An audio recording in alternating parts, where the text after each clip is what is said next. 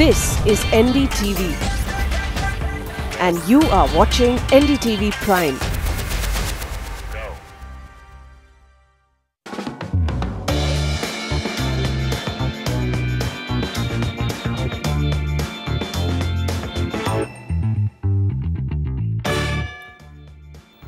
Welcome back. You're watching the Realty Debate. It's time to shift focus to one of the best performing markets of real estate, Bangalore. While the city has consistently lived up to everyone's expectations, it seems everyone else is failing the city, especially its lakes. With the Bengaluru lake frothing and burning once again, it's time for someone to take responsibility and corrective measures. That brings us to our topic. Is the lake city Bangalore failing its lakes?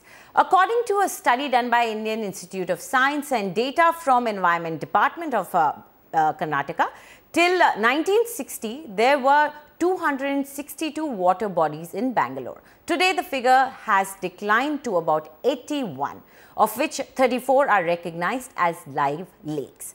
These figures denote a reduction of water bodies as high as 35.09%. Moreover, 98% of these lakes are encroached and 90% of these are sewage fed.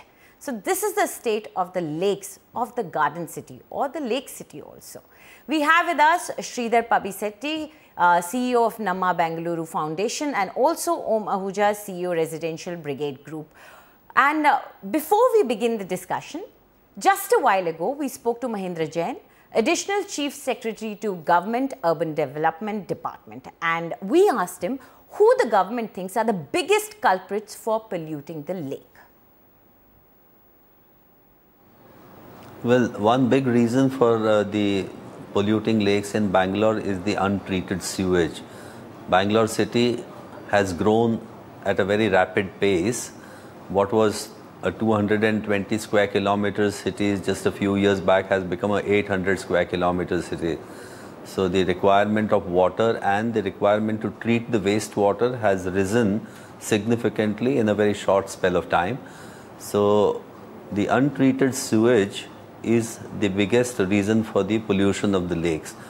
Now, the geography of Bangalore is such that the water has to flow through these interconnecting lakes, and there's no river or any ocean in which the wastewater or the rainwater can go. So the rainwater or the wastewater has to flow through these three valleys in Bangalore, which carry all the water, and the total amount of wastewater which the city generates is about 1400 million liters per day, of which presently the water board has capacity to treat only a little over 700 million liters.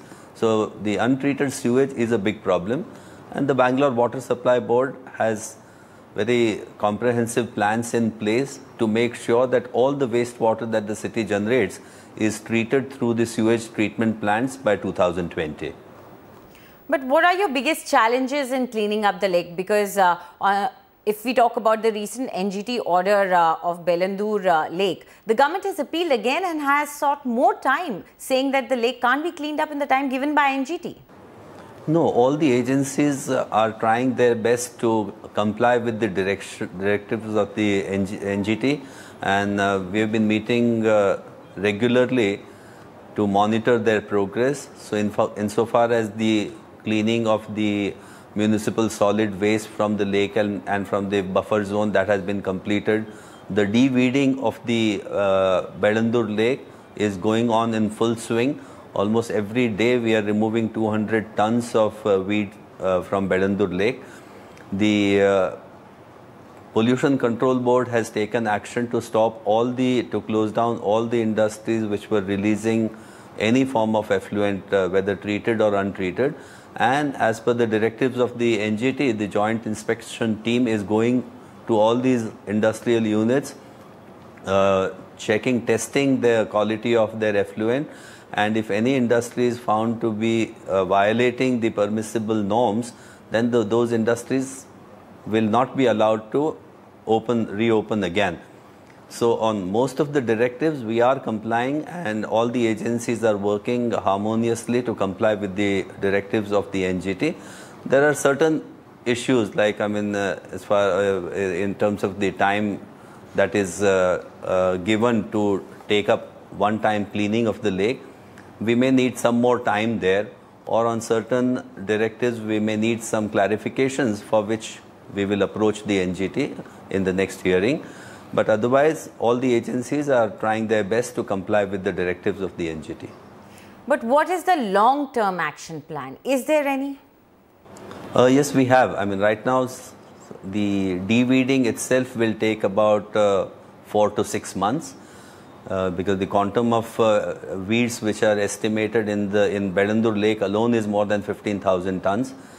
And as far as desilting of the lake is concerned, that we feel that it should be taken up a little later, because as long as you cannot stop inflow of untreated sewage into the lake, if we take up desilting, that may result in further silting up of the lake, and that expenditure might be wasted. So we will approach the NGT and seek guidelines and directions as to what we can do as far as the desilting operation is concerned. Stopping of sewage into the lake is another issue. Untreated sewage, the quantity today is such that the untreated sewage will be difficult to transport it to some other site. But we propose to improve the quality of that untreated sewage through wetland construction, both in the lake bed and in the channels. And this improved quality of water will be going into the lake, not the untreated sewage. So that also we have plans, and if the NGT approves this plan, we will be able to implement them quickly. But for all the sewage to be treated in this valley, for the STPs to be ready, that will be only by 2020. So the complete revival of the lake will only happen by 2020. But a lot of other short-term improvement measures are already underway, and we hope to see a significant, discernible improvement in the Bengaluru Lake in a fairly short period of time. That's some great news from you there. Thank you very much for joining us, Mr. Jain. So let's get back to our guests in the studio. Sridhar, I want to first begin with you, because you just heard Mr. Jain saying that by 2020, he's fairly sure that things will be much better, because that's what he's saying is a long-term plan.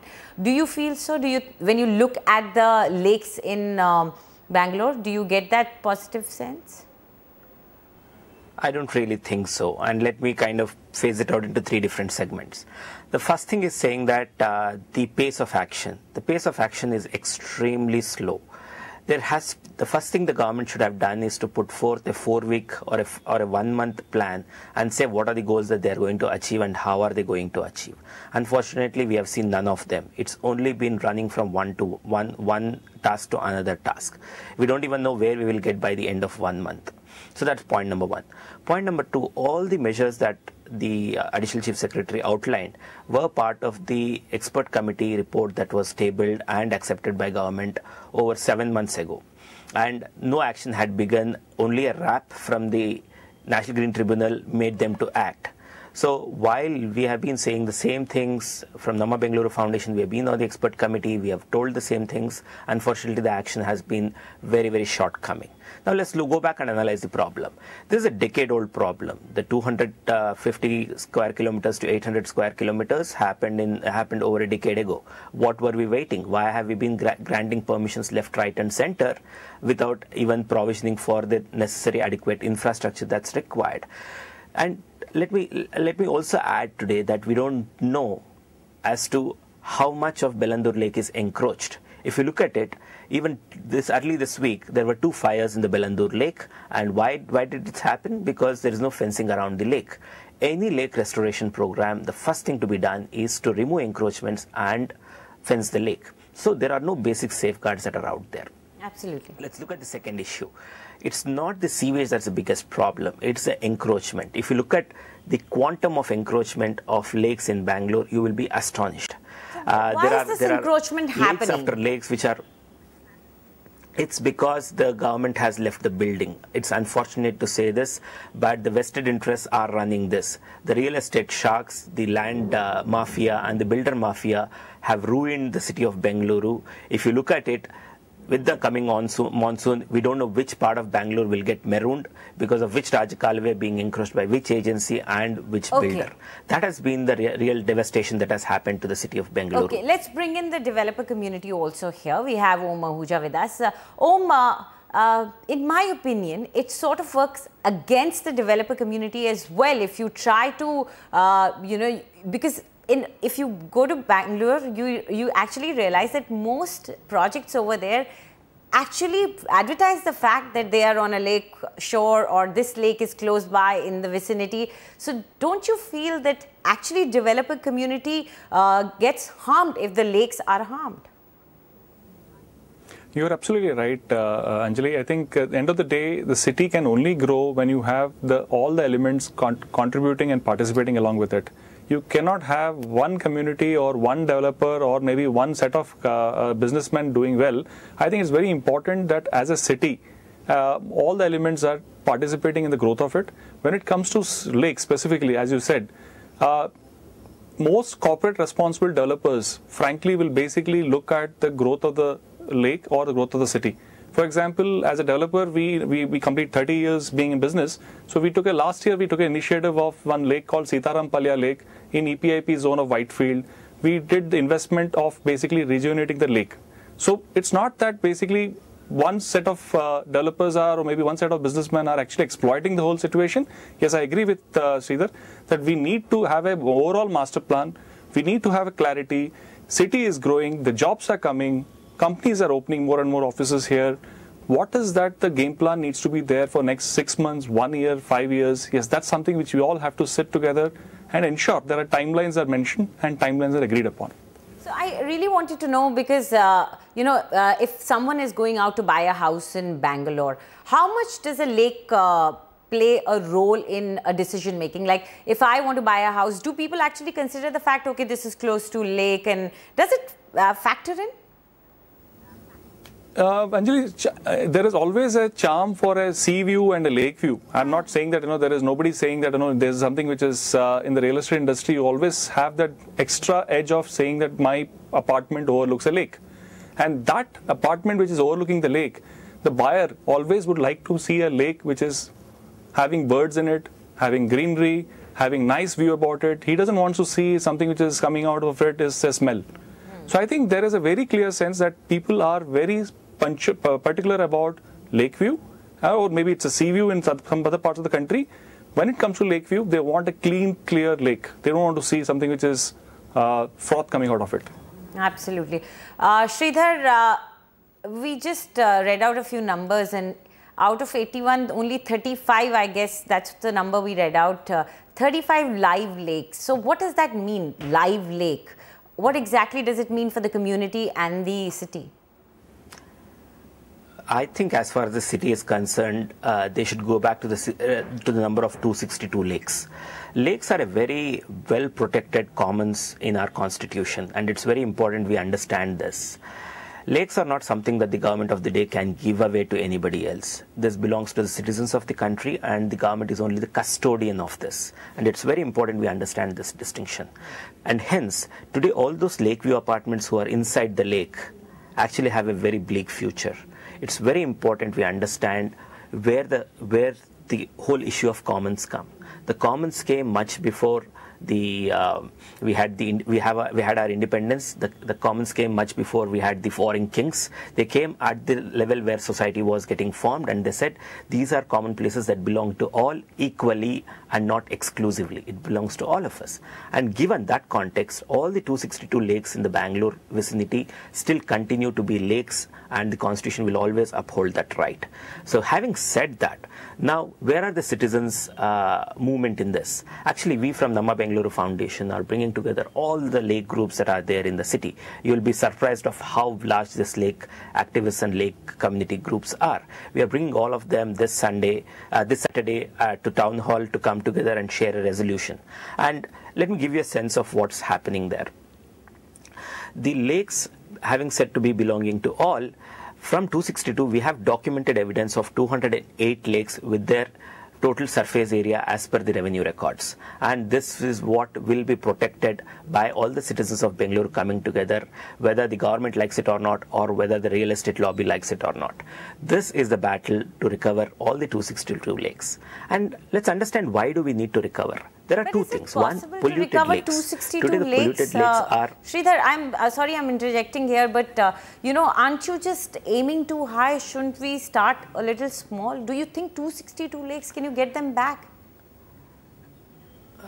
Very valid question, and I'll tell you why. Right? Let's look back at saying, why is it essential for Bengaluru, on Bengalurians? Right? The first question is, what is the impact of a polluted lake amidst us? The underground aquifers are getting polluted. Half a kilometer to 1 kilometer around Bengaluru Lake, today we are getting nitrates and E. coli in the bore wells that are dug around that place, which means that what we drink in this vicinity is affecting all of us, and it's an emerging public health crisis. The number of kidney failures are increasing, the cancer is increasing in the city. So that's for all of us to research and all of us to debate. Point number 2, today we are really on the peak of our thirst. Bangalore city has no water. You would have seen repeated stories of how the tanker mafia is actually taking water from these polluted lakes, untreated, and delivering it to apartments. So we don't know all these beautiful apartments that our real estate lobby is building. I don't know where the water is going to come from. How do we balance development also? Because there are people who need homes. There are people. So how do you balance that? Absolutely. Absolutely, and you know, this has happened world over, right? World over, the battle between environment versus sustainable living is happening as we speak. The best way for us to progress forward is to say the commons is not for anybody's private gain. Anybody's private gain, if a commons is lost, it is broad daylight stealing. And it's not even just a question of morality. It's about saying, where will the future water come from? We are at the peak withdrawing capacity as far as the water from Kaveri is concerned. We have no further water. We are blessed with 800 to 900 millimeters of rain through the year. And these lakes were actually the natural recharge systems that our forefathers built over the last 500 years, right? Be it from Kempegowda, the Cholas, even earlier the Cholas, and everybody, even Hiram Sankey, the guy who built Sankey Tank. Every city planner actually invested in building lakes only because we have to store the water that comes in our monsoons, in our rainy season, and that is what will replenish the underground aquifer. That's what we used to get in open wells, and that's what was powering our bore wells. Today we are digging as low as 2,000 feet with our bore wells. There is no water. We are withdrawing water that is as old as 6,000 years. Okay, let's bring in Om here, because I really do want to know, because if water is a challenge, it's not just drinking water which is a challenge. Water for construction would also be a challenge. And Om, how much of a problem do you face in Bangalore as far as water is concerned? Because we do know it's a huge problem. We've seen visuals on national media that water is such a problem there that it's become national news. But have you, as a real estate developer, felt the need that yes, something should be done about the water problem, and that sensitizes you?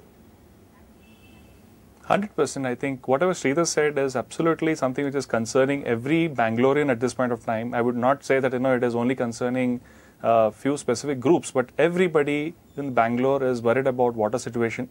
And more important is, as a developer, in every project we are very clear about introducing rainwater harvesting, recharge pits. So everything to do with wherever we can conserve water and create an environment for future, that basically the project can actually recharge the wells and use the wells. That is something we can do from our side. But yes, there is an overall larger game plan with the involvement of government needed. If we don't do it now, it will be too late. I think it's very important for everybody to sit together and make a game plan, like what he said, how the future can sustain water on its own rather than depending upon alternate sources of water. Absolutely. So basically, all stakeholders have to be there. It's not just the activists, the government, but also real estate developers, industry, citizens. Everybody has to be there. Okay, I think you want to say something. We have less time, but tell me. I have a point here. Yes. Anjali, yeah. So there is actually the 4th May 2016 judgment by the National Green Tribunal in the case that Nama Bengaluru Foundation fought, where 3.25 acres of Bengaluru Lake was encroached. There is a very interesting part of this segment of the judgment which talks about the treated water capacity in Bangalore. As Mr. Mahendra Jain mentioned, we have 721 MLD of treated water treating capacity in the BWSSB STPs. The NGT order states that all large construction should actually use only treated water for construction purposes. Unfortunately, the government has not been able to action this out. And this is somewhere where I think the stakeholders, all the stakeholders should actually come and action out, because the treated water is some to what quality of water, what quality we can treat water is something under our control, and how this water can be best utilized for construction and non-potable service, non-potable users is also something that should be done. Okay, so it's not just forced action. Of court. So it's not just action that should be forced upon you, but voluntary action also has to come there.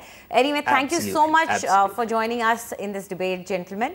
And we do understand that land is an important and expensive resource. That's absolutely true. But it shouldn't come at the cost of our lives and our planet and our natural resources. That's all we have for you today. It's time for us to say goodbye now. Thanks for watching The Realty Debate.